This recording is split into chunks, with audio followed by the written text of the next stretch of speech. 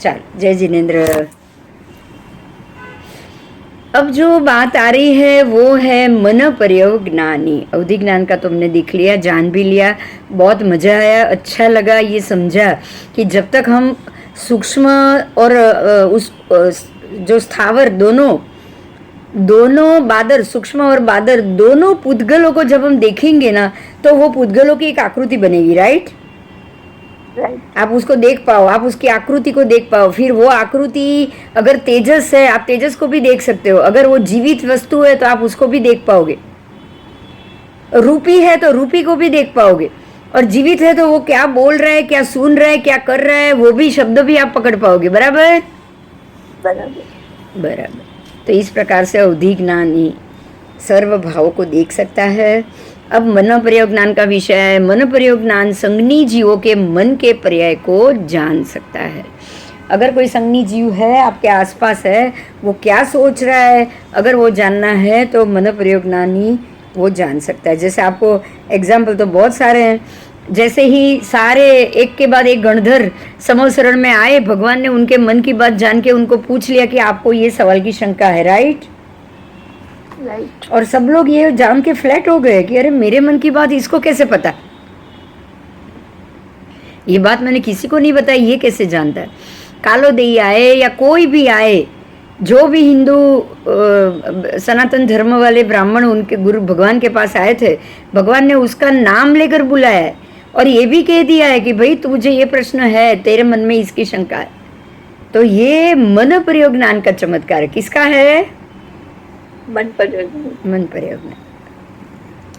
संज्ञी जीवों के मन के पर्यायों को वो जान सकता है। संज्ञी जीव जब कोई भी वस्तु का चिंतन करे, मान लो कि मैं कोई चीज का चिंतन कर रही हूँ, गौतम गणधर को मन में ही था चढ़ते चढ़ते कि ये कौन है मैं देखूं, ये कौन है मैं देखूं, और मेरे प्रश्न का अगर ये समाधान कर देगा तो मैं उसको सरेंडर हो जाऊंगा। तो वो ऐसे ही सोच के आए थे ना, सोच ही रहे थे ऐसा, और ऐसा सोच रहे थे, और उतने में ही उनके मन, परमात्मा ने मन प्रयोग ज्ञान से उनके, वो संज्ञी जीव थे, संज्ञा बुद्धि वाले जीव थे, तो वो जो चिंतन कर रहे थे उसको बता दिया ना। हाँ, क्यों? क्योंकि वो क्या चिंतनीय वस्तु कर रहे हैं। देखिए, वो जो चिंतन कर रहे थे वो वस्तु के आधार से उनके मनोवर्गणा, मतलब जो गौतम इंद्रभूति गौतम का की मनोवर्गणा, मतलब उनके मन की वर्गणा ही बनती मन की एक वर्गणा होती, वो मनोवर्गणा ने भिन्न भिन्न आकार परिणत कर लिया। क्या कर लिया? भिन्न भिन्न आकार। अगर मेरे मन में कोई प्रश्न होगा तो मेरे मनोवर्गणा उसको अलग अलग आकार बना देगी। मैं जो सोच रही हूँ वो आकार बनाएगी। क्या बनाएगी? मैं जो सोच रही हूँ वो आकार मेरे वो भिन्न भिन्न आकार में परिणत हो जाता है, और वो मन के रूप में ये परिणत हुए भिन्न भिन्न आकार वो मन प्रयोग ज्ञानी देख लेगा कि भाई इसके माथे पे ये आकार है, मतलब ये व्यक्ति ये बात सोच रहा है। बराबर। अभी आप सिर्फ एक चीज सोचो, जैसे कि गाड़ी, आप अपनी गाड़ी रोज गाड़ी यूज करते हो, रोज देखते हो, पता है ये कलर है, ये ड्राइविंग सीट है, ये गियर है, आप जो भी अभी सोचो तो वो सारा जो सोच रहे हो ना उसका आकार आपके मस्तक पे आ जाएगा। क्या आएगा? आकार मस्तक पे आ जाएगा। ये मन वर्गणा के ही सारे पुद्गल। बराबर। तो जी, मैं जो चीज की चिंतन करूंगी वो चीज मेरे मस्तक पे वो पूरा आकार घूमेगा, तभी मैं उसको सोच रही हूँ। समझ लेना, जब मैं सोच रही हूँ तो वो पूरा आकार मेरे माथे पे बन रहा है। राइट? और अगर कोई वर्गणा मन प्रयोग ज्ञानी होगा, वो तुरंत पकड़ लेगा कि भाई ये गाड़ी के मामले में सोच रही है, ये गियर के मामले में सोच रही है। बोलो, उसके लिए तो बहुत इजी हो गया ना। हाँ। तो ये एक लब्धि है। ये क्या है? लब्धि है। ये लब्धि है। आपको ये ज्ञान होना ही एक लब्धि। कितने कर्मक्षय के बाद ये लब्धि होगी सोचो। और ये तो सम्यक दृष्टि को ही होगी, वो मिथ्या दृष्टि को तो ये लब्धि होने वाली भी नहीं है। बराबर। मिथ्या दृष्टि को तो ये लब्धि होने वाली भी नहीं है। ये दृष्टि किसको, ये लब्धि किसको होगी? सम्यक दर्शनी को। क्योंकि ये रियल बता रहा है। इसको कैसे गलत समझ सकते हो? जो आकार आया उसको नहीं, उसको तो आप गलत समझ ही नहीं सकते। और उस आकार के आधार से वो क्या चिंतन कर रहा है, उसका निर्णय मति ज्ञानी अपने अनुमान के द्वारा कर रहा है। और वस्तु तो दिख दी, लेकिन वो क्या वस्तु है, वो वस्तु के लिए क्यों सोच रहा है, वो वस्तु फेंकने के लिए सोच रहा है, वो वस्तु पाने के लिए सोच रहा है, ये तो निर्णय वो अपने अनुमान से ही करेंगे ना। हाँ। और मन प्रयोग ज्ञानी है, छद्मस्त है, बहुत नजीक के समय में इनको मोक्ष होने वाला है। वो दीक्षा मन प्रयोग ज्ञान सबको नहीं होता है। आप दीक्षा ले लो, छद्मस्त हो, उसी को होता है। तो मन प्रयोग ज्ञान जिसको हो चुका है वो तो अणिशुद्ध है, मन से, विचार से, चिंतन से, सबसे। हाँ, हाँ, वो बिल्कुल स्वच्छ है, शुद्ध है मन प्रयोग ज्ञान। इसीलिए उसका अनुमान भी गलत हो सकता है, बताओ? नहीं हो सकता, उसका अनुमान भी गलत नहीं हो सकता। ऐसे आप किसी डॉक्टर के पास जाते हो, साइकियाट्रिस्ट, तो साइकियाट्रिस्ट जान लेता है ना आपका चेहरा देख के ही। हाँ। मनोगत को अनुमान से जान लेता है। बराबर इसी तरह से मन प्रयोग ज्ञानी भी मनोगत आकृतियों को प्रत्यक्ष देखकर अनुमान से उसका निर्णय करता है। और इस प्रकार मन प्रयोग ज्ञानी के निर्णय में मति का उपयोग होता है। किसका? मति का, यानी कि बुद्धि का। एक मिनट।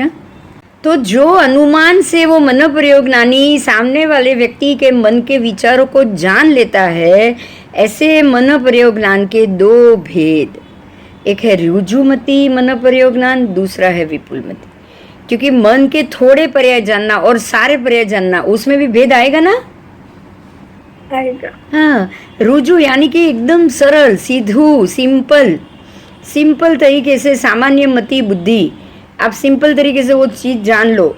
जो मन प्रयोग के साथ पर्यालोचना करना बुद्धि सामान्य है, अगर ये मन प्रयोग ज्ञानी सामान्य बुद्धि वाला है तो वो उसको होगा रुजुमति मतलब। और अगर विशेष यानी कि विशाल, जे मन प्रयोग ज्ञान के साथ पर्यालोचना करने वाली बुद्धि विशिष्ट अथवा विशाल होती है तो उसको रुजुमति कहते हैं। मतलब वो तो व्यक्ति की बुद्धि पे निर्भर हुआ। हाँ,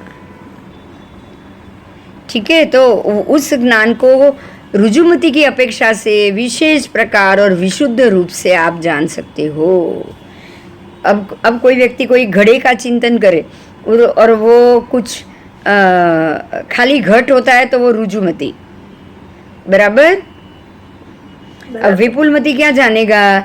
तो वो घट कहाँ है? अधो दिशा में है, रत्न प्रभा की पृथ्वी के नीचे पड़ा हुआ है, फिर वो 1 लाख योजन ऊपर उठा हुआ है, उसमें 33,000 वायु सब भरा हुआ है। तो ये अलग हो गया, विशिष्ट हो गया ज्ञान।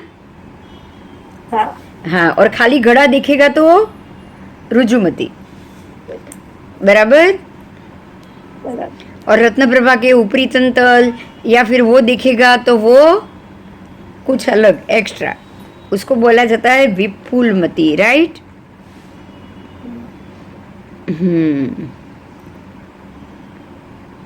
चल,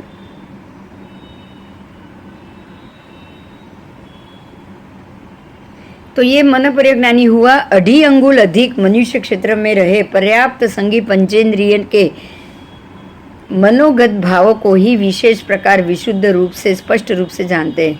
2.5 अंगुल अधिक मनुष्य क्षेत्र मतलब मनुष्य क्षेत्र तो पूरा आ गया, और 2.5 अंगुल अधिक मनुष्य क्षेत्र से बाहर 2.5 अंगुल अधिक तक वो देख पाते। बराबर। और सर्व संगी पंचेंद्रिय के ही मनोगत को देखेंगे, बाकी के नहीं। ठीक है। क्योंकि जो सोचेगा उसी की चिंतन को देखेगा ना। जो सोच ही नहीं पाए, जो संगनी नहीं है, वो चिंतन ही ना कर पाए तो उसको थोड़ी आप जान पाओगे। मन प्रयोग ज्ञानी तब जान पाओगे जब आप चिंतन करोगे। राइट।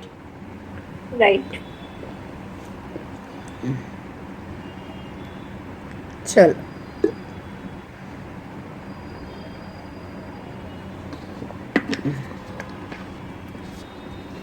अब आया केवल ज्ञान।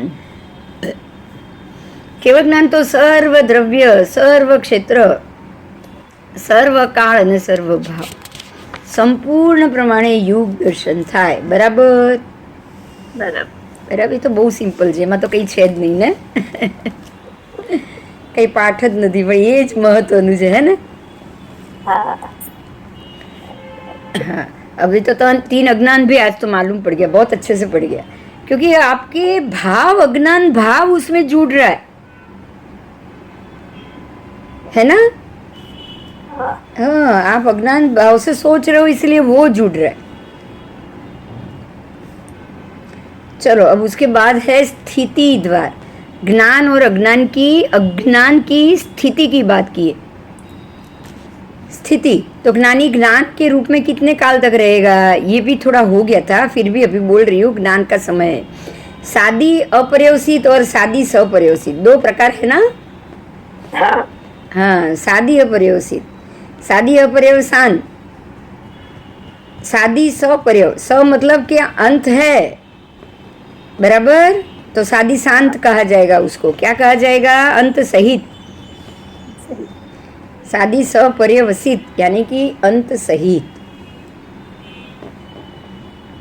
तो वो ज्ञानी 66 सागरोपम से थोड़ा अधिक उत्कृष्ट से, और जगन्य से तो खाली एक अंतर्मुख.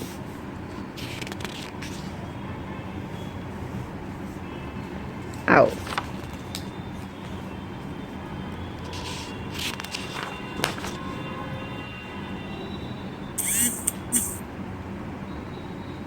ऐसे ही 4 ज्ञान, मति, श्रुत, अवधि, मनपर्य, खाली अंतर मुहूर्त तक होता है उनका जगन्य समय. अंतर मुहूर्त में चला भी जाता है. हाँ, आके इतना समझना. अंतर मुहूर्त में तो आप अब ये सोचिए कि बहुत सारी चीज आप नींद में, सपने में देखते हो कि नहीं. हाँ. विजुअल होता है ना. हाँ, तो क्या कहोगे उसको, बताओ. अंतर्मुहूर्त. हाँ, अंतर्मुहूर्त का अवधि ज्ञान बोलो, है कि नहीं, बताओ. हाँ. आप ऐसी ऐसी चीज देख लेते हो जहाँ पे नगर है, लोग है, मंदिर है, भगवान है, मूर्ति है, मूर्ति तक देख लेते हो. तो वो अगर अवधि, आपकी अवधि, वो समय, वो वहां तक वो है, तभी देख पा रहे हो ना. हाँ. और वो भी अंतर्मुहूर्त तक. तो अंतर्मुहूर्त तक तो जगन्य तो कभी भी आके जा सकता है. बराबर. कभी भी आके जा सकता है. ठीक है. तो जगन्य, अंतर्मुहूर्त और उत्कृष्ट में अर्ध पुद्गल परावर्त काल तक 4 ज्ञान रहते हैं. कितने समय तक? अर्ध परावर्तन काल. अर्ध पुद्गल परावर्त. उसके बाद केवल ज्ञान. કેવળ જ્ઞાન में જગન્ય અંતર્મુહૂર્તમાં અંતર નથી પડતું. અંતર્મુહૂર્ત માટે જ છે એવું નથી. બરાબર. અને ઉત્કૃષ્ટ માટે કોઈ સમય નથી. ઓછામાં ઓછો સમય નથી. વધારે में વધારે भी समय नहीं है. क्यों? क्योंकि अनंत काल के लिए है. अब मति श्रुत अज्ञान की बात है, तो अंतर्मुहूर्त तक अज्ञान रहेगा. अगर सोचोगे कि नहीं ये गलत सोच लिया तो भी अंतर्मुहूर्त तक भी रह सकता है, और उससे ज्यादा 66 सागरोपम तक भी रह सकता है. 66 सागरोपम मतलब एक बार 7वें देवलोक में जाके आ जाओ, एक बार 7वीं नारकी में जाके आ जाओ. सोचो, सोचा? हाँ. एक बार अनुत्तर विमान तक, 33 सागरोपम अनुत्तर विमान, वहां जाके आ जाओ, और एक बार 7वीं नारकी तक जाके आ जाओ. तब तक भी आपका मति अज्ञान, श्रुत अज्ञान जाएगा नहीं. समझ में आया? हाँ. और विभंग ज्ञान तो वो भी अंतर्मुहूर्त. अगर कुछ देख रहे हो और उसको कुछ गलत समझ लिया तो भी अंतर्मुहूर्त. और उत्कृष्ट अनंत काल, अर्धपुद्गल परावर्त. कितना? अर्धपुद्गल परावर्त. अर्धपुद्गल, तीनों ज्ञान अर्धपुद्गल परावर्त में प्रवेश आने के बाद ही मिलते हैं. 3 ज्ञान, 3 अज्ञान, 5 ज्ञान, इससे पहले नहीं. ठीक है? हाँ.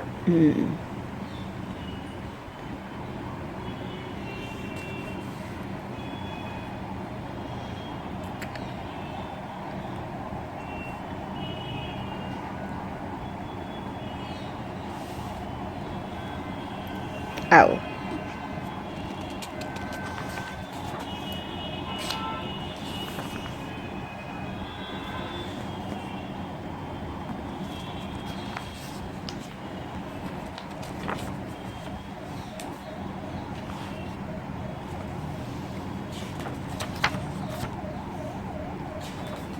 तथा रूप साधु के वेश और तद अनुकूल प्रवृत्ति और गुणों से युक्त श्रमण माहण को प्रासुक और ऐषणीय अशन पान खादिम स्वादिम रूप आहार वोराने से क्या फल? तो उसका जवाब है एकांत रूप से निर्जरा, पाप कर्म नहीं होता। बराबर?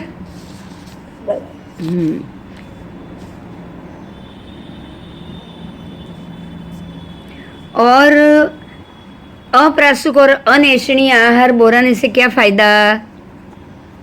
बहुतर निर्जरा, क्योंकि आपने भोराया तो उत्कृष्ट को है, लेकिन अल्प पाप। बराबर?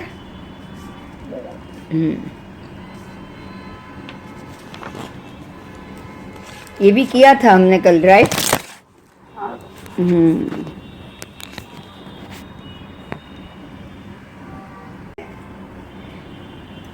कार्य का आप सेवन कर रहे हो, ध्यान से सुनिएगा, और मुनि स्वयं आलोचना आदि करके स्थविर मुनियों के पास आलोचना के लिए निकले, और वहां पहुंचने से पहले ही वो स्थविर मुनि काल धर्म को प्राप्त करे, तो वो मुनि आराधक हुए या विराधक? देखिए यहाँ क्या बताया है, ध्यान से समझिए, बहुत इंपॉर्टेंट। अगर मैं खुद ही मेरी आलोचना कर लूँ, मेरे किए हुए पाप की मैं आलोचना करूं, पर मैं गुरु भगवान के सामने ना करूं, किसी और के सामने ना करूं, समझ में आया? तो वो मुनि आराधक होते हैं, विराधक नहीं होते हैं। ये बहुत इंपॉर्टेंट पॉइंट है। क्या समझ में आया बताओ?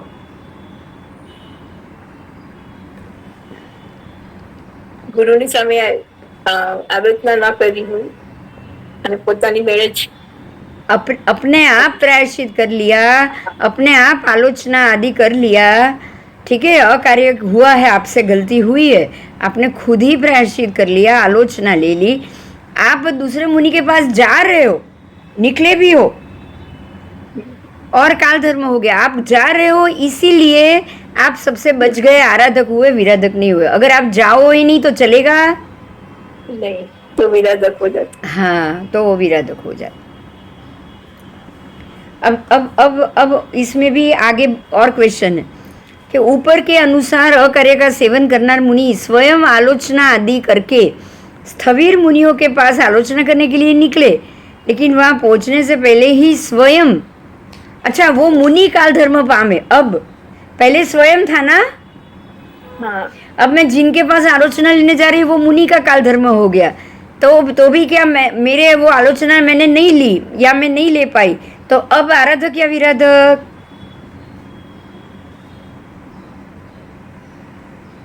आराधक। अभी भी आराधक। क्यों? आपने तो सोचा है ना, आपने तो आलोचना ले ली, हाँ, आपने तो अच्छा सोचा।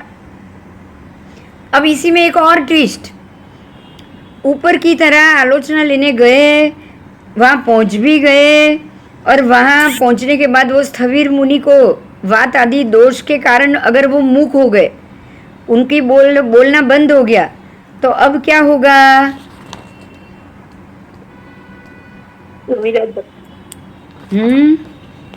आराधक। हाँ, अभी भी आराधक। वो मुनि कुछ बोले नहीं, पर आपने तो मन से सोच लिया है ना, बात खत्म, समझे? हाँ।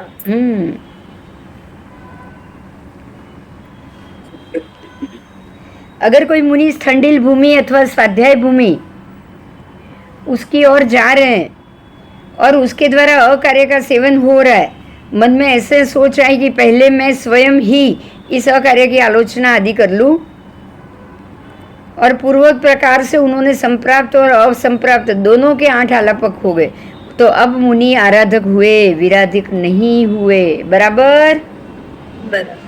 कुछ भी करो, आपको अगर दूसरे के पास से प्रायश्चित करने की भावना होगी तो ही आराधक, फिर आप नहीं ले पाए चलेगा, लेकिन आप ये भावना ही नहीं रखो कि मैं किसी को बताऊँ ही नहीं, तो ये बहुत गलत, तब आप विराधक हो। बराबर? बराबर।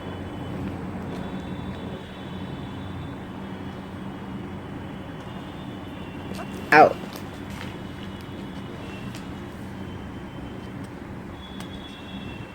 इसकी जगह किसी और के नाम से विराधना आराधना लो तो भी रहता। हाँ, तो विराधक।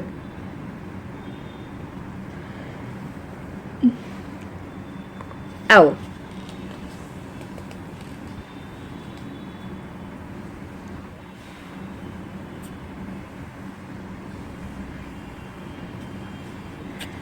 जिस प्रकार से पुरुष जो घेटे के शरीर के ऊपर बाल होते हैं वो, हाथी के ऊपर बाल होते हैं वो, शण जो कंदन बनता है उसके तंतु, कपास के तंतु, रुई के, तथा तृण यानी कि घास, ये सर्व के 2-3 बार असंख्य टुकड़ा करो आप उसको और अग्नि में डाल दो। ये सबका असंख्य टुकड़ा करो और अग्नि में डाल दो, तो वो डालने के बाद ही तुरंत वो टुकड़े भी होंगे और अग्नि में नाक डालने के साथ ही जल जाएगा। हाँ, वो इजी टुकड़े हो गए, इजी जल गया, राइट। राइट। तो इसी प्रकार से आपके जितने भी कर्म अगर आपने गलत किए थे और आपने प्रायश्चित लिया और गुरु के पास भी लेना सोचा, तो वो सारे कर्म छेदन हो गया। हो गया। अग्नि में जैसे ये चीज डालते हो ना, ऐसे जल के भस्म हो जाएगा तुरंत। બરાબર. બાળવામાં નાખ્યા અને બળી ગયા, નાખ્યા અને છેદાઈ ગયા, ટુકડા કરવા ગયા અને છેદાઈ ગયા. સમજાયું? हाँ, तो कर्म के भार से आप तुरंत बाहर आ जाओगे.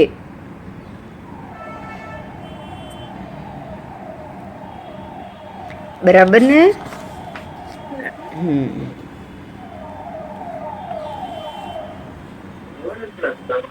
તમારે કેટલા વાગે જવું છે એ પ્રમાણે કહેજો. હા, બંધ કરી દઉં. 4:15 चलसे। ओके, आओ. ऐसे ही कोई भी साधु साध्वी इस ठंडी भूमि में वहाँ जाए और जाकर अपने जो मूल गुण रूप दोषों का आकृति का अगर उनसे सेवन हो जाए, ठंडी भूमि में सेवन हो जाए, तो वो तत्काल सावधान हो जाए, विचार पूर्वक उसकी आलोचना करके शुद्ध हो जाए और फिर अपने गुरु के पास जाके आलोचना आदि के लिए प्रस्थान करे. लेकिन करने से पहले या तो गुरु जन्म रूप मुख हो जाए, या काल धर्म हो जाए, या स्वयं मुख हो जाए, या स्वयं काल धर्म प्राप्त कर ले. और ये 4 अवस्था में से कोई भी एक अवस्था हो और वो गुरु के पास प्रायश्चित ना ले पाए, तब भी वो आराधक है, विराधक नहीं है. क्यों? क्योंकि उसके आलोचनादि परिणाम विशुद्ध है. क्यों?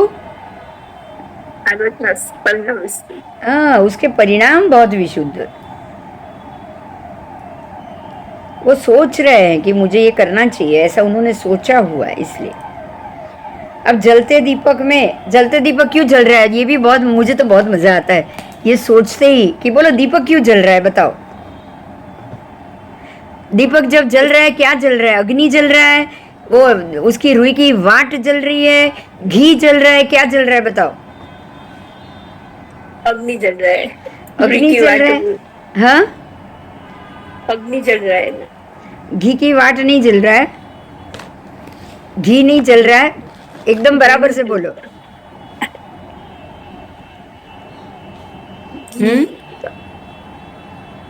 हाँ, दिया. हम क्या बोल रहे पता है? दिया जल रहा है. दिया जल रहा है। बोलो, दिया जल रहा है. नहीं, तो क्या जल रहा है? अग्नि जल रहा है। हाँ, सिर्फ अग्नि जल रहा है. भगवान कह रहे हैं कि गौतम दिया नहीं जल रहा है, ना दिया जल रहा है, ना दिवेट जल रहा है. दिवेट भी नहीं जल रही है, क्योंकि जब तक दिया चलेगा दिवेट ऐसी की ऐसी है. बराबर. हाँ, घी भी वैसा का वैसा है. दिया अगर आप पूरी जिंदगी तक चालू रखो, मान लो कि दिया मैंने हमेशा के लिए अखंड दिया कर दिया है, तो अखंड दिया कर दिया, तो बोलो अखंड समय तक वो दीपक टूटेगा? नहीं, वाट खत्म होगी? नहीं, घी खत्म होगा? नहीं, नहीं. तो फिर क्या जल रहा है बोलो? ये तो 3 में से कुछ नहीं जल रहा है. अग्नि जल रहा है। अग्नि जल रहा है ना? ऐसे ही अगर घर जल रहा है तो क्या जल रहा है? अग्नि जल रहा है। आपका घर जल रहा है. क्या दीवारें जल रही है? क्या नहीं। पर्दे जल रहे हैं? क्या मोब जल रहे हैं? क्या बांस जल रहे हैं? पिलर जल रहा है? जल क्या रहा है? अग्नि जल रहा है। हाँ, ज्योति अग्नि जल रहा है, घर नहीं जल रहा है, अग्नि जल रही है। बराबर। बराबर। अब आगे, एक जीव को एक औदारिक शरीर की अपेक्षा से कितनी क्रिया लगेगी? बोलो, क्रिया कितनी है? 5। 5। तो एक जीव को कितनी लग सकती है मिनिमम से मैक्सिमम? मिनिमम 2। 3। 3। 3 तो लगेगी ना? काय की? हाँ। 3। हाँ। फिर अधिकरणी की, प्राद्वेशी की, 3 तो लगेगी ना? हाँ। आप कहीं ना कहीं क्रिया करोगे तो प्रदेश को भी लगेगा, हाँ। काया को भी उसकी असर होगी। वो भी लगेगा।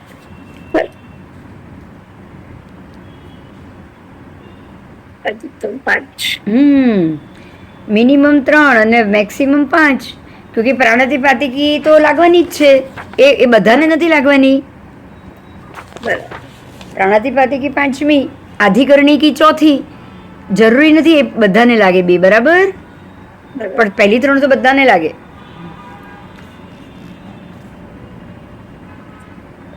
असुर कुंवर को भी औदारिक शरीर की अपेक्षा से कितनी क्रिया लगेगी? कदाचित 3. बराबर. हाँ। कदाचित 4 और कदाचित 5. ऐसे भी वैमानिक को भी ऐसे ही. और मनुष्य को अलग. मनुष्य को कैसे लगेगी? मनुष्य को उसको भी 3, 4, 5 अथवा अक्रिय. अथवा अक्रिय. अक्रिय केवल ज्ञानी अक्रिय होते हैं, उनको तो कोई क्रिया नहीं लगेगी. खाते पीते उठते बैठते भी लगेगी? बोलो, नहीं. केवल ज्ञानी को लगेगी नहीं. तो मनुष्य तो अक्रिय भी है ना? हाँ. हाँ. एक जीव को अन्य अनेक औदारिक शरीर की अपेक्षा से कितनी क्रिया? तो भी 3, 4 या 5. बराबर. एक नारकी के जीव को भी कितनी? 3, 4 और 5. 3, 4 और 5. अनेक जीव को एक औदारिक शरीर की अपेक्षा से कितनी? अब देखिए, अनेक जीव और शरीर एक ही है औदारिक. हाँ. ये कौन जीव हुए?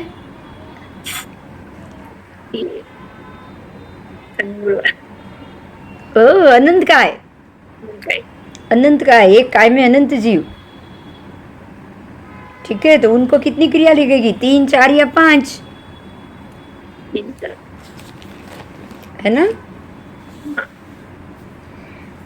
ठीक है. अनेक नारकी के जीव को अन्य के एक औदारिक शरीर की अपेक्षा से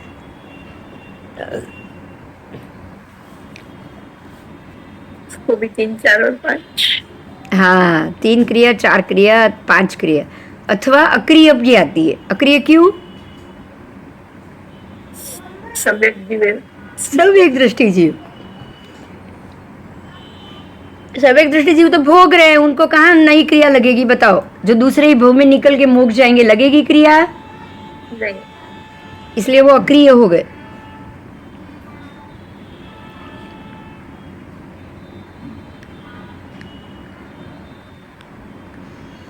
तीन क्रिया, 4 क्रिया, 5 क्रिया नारकी के जीव को और उनके अनेक जीवों के आंतरिक शरीर, औदारिक शरीर की अपेक्षा से लगती है. उनके अनेक जीवों के औदारिक शरीर तो पड़े ही है ना, छोड़ के आए कि नहीं? हाँ. बोलो.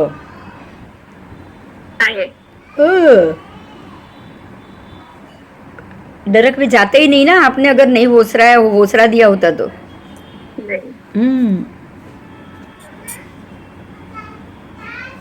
एक जीव को अन्य एक जीव की अपेक्षा से 3 क्रिया, 4 क्रिया या 5 क्रिया.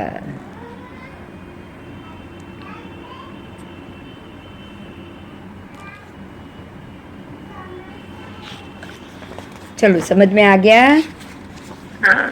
क्रिया का नाम फिर से बोल दूं, काई की क्रिया, शरीर के सूक्ष्म संचार से लगने वाली क्रिया। काई की क्रिया का मतलब क्या?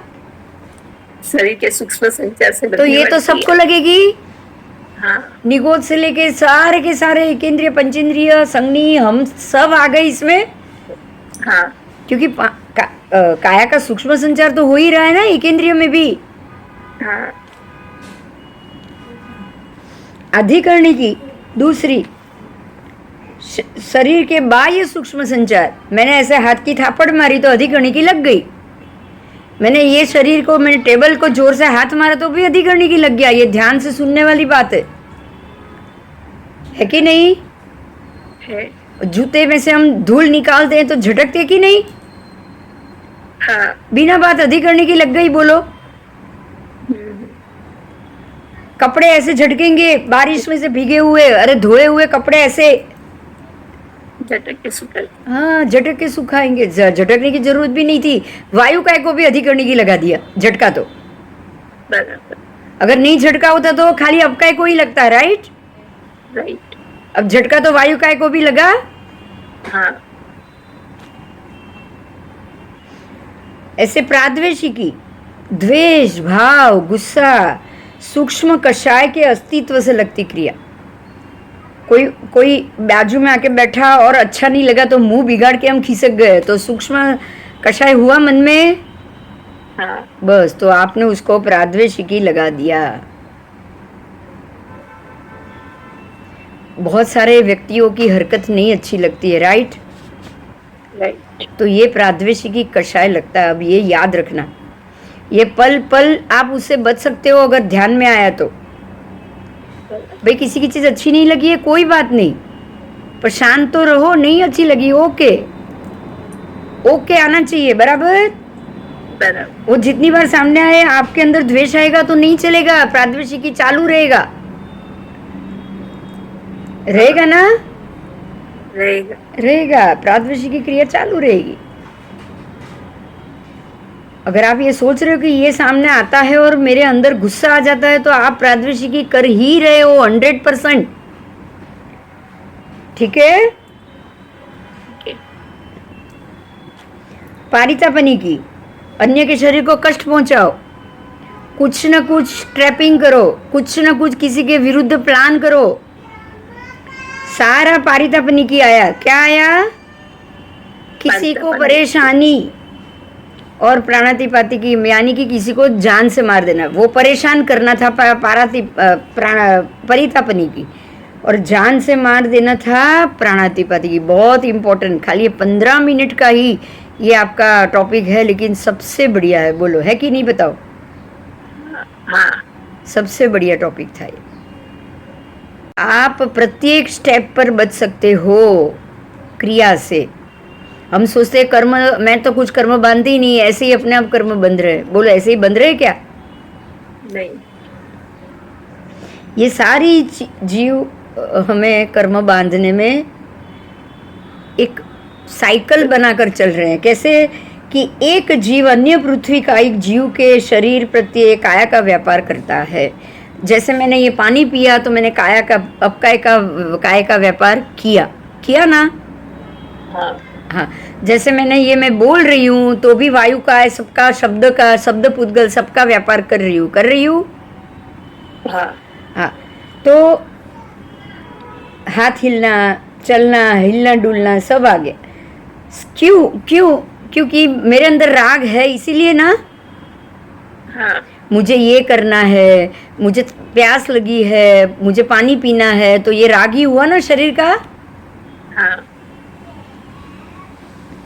तो सरागी जीव की काया अधिकरण रूप और प्रद्वेष युक्त होती है। हमारी काया ही अधिकरण रूप है, हमारी काया ही हथियार है, समझ लीजिए। बोलो, काया हथियार है कि नहीं? बताओ। है। हमारी जो काया है ना सरागी जीव की, वो काया ही अधिकरण रूप है, काया ही एक हथियार है। और काया से ही हम सबको मार रहे कि नहीं? बोलो, मार रहे। काया से अब काय को मार रही हूँ तो काया हथियार हुआ कि नहीं हुआ? काया से मैं सांस ले रही हूँ, वायु अंदर ले रही हूँ, तो भी वो हथियार हुआ। वायु काय के लिए तो हथियार हो गया। हाँ। शब्द के लिए, शब्द पुद्गल जीवों के लिए भी वो हथियार हो गया कि मैं जबरदस्ती मेरे मुंह से निकाल के उसको बाहर कर रही हूँ, विसर्जित कर रही हूँ ना। हाँ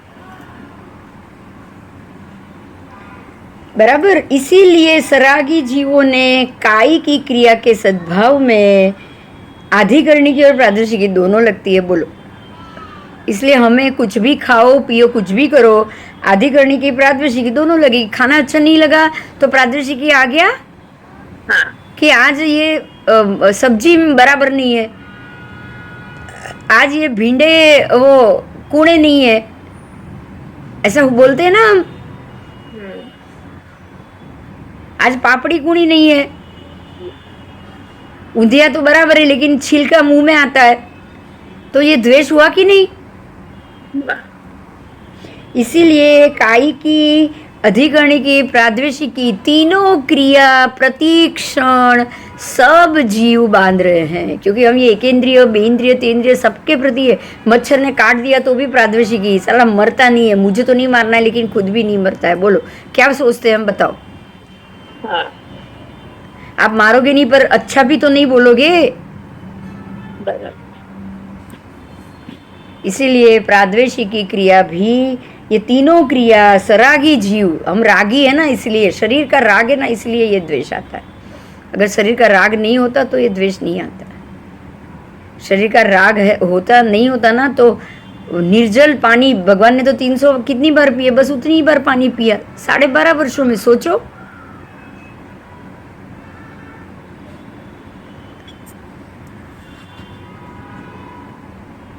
ठीक है, इसलिए ये तीनों क्रिया परस्पर एक दूसरे से अविना भाव संबंधी है। अविना मतलब उसके बिना, एक के बिना दूसरा नहीं। समझ में आ गया। हाँ इसलिए ये 3 क्रिया तो सबको होती है, प्रत्येक जीव को पहली 3 क्रिया होती है, प्रत्येक जीव को। ठीक है, 1 है या 2 है या 3 है ऐसा पॉसिबल नहीं है। तो ये जो काई की, काई की, अधिकरणी की और पारितापनी की, तीनों सब जीव को होती है। पारितापनी की और प्राणितिपाती की सबको नहीं होती है। ठीक है, तो वो सबको नहीं है। किसी जीव को परिताप उत्पन्न करो तभी वो आएगा, बाकी नहीं। और जिन्होंने प्राणातिपाती की कर ली, पारितापनी की कर ली, उसको आगे की तो 3 मिली गई फ्री में। हाँ और जिसने प्राणातिपाती की गई उसको आगे की 4 हो गई। प्राणातिपाती की अपने आप डायरेक्ट तो होगी नहीं ना।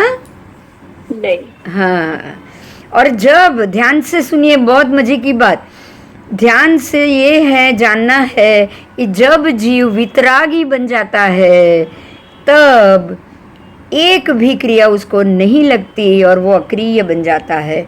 अब अगर आप ये चाहते हो कि हमें अक्रिय बनना है, हमें किसी भी जीव को पीड़ा नहीं पहुंचाना है, तो आपको सिद्ध गति के अलावा कोई और स्थान आपको प्रतियुक्त नहीं। अगर आपको आप चाहते हो कि मेरे से किसी को तकलीफ ना हो तो ही आप अक्रिय बन पाओगे। बराबर। ऐसा मत सोचो कि वहां जाके क्या करेंगे, चुप बैठे रहेंगे। आप वहां जाओगे तो किसी को पीड़ा नहीं दोगे, है ना।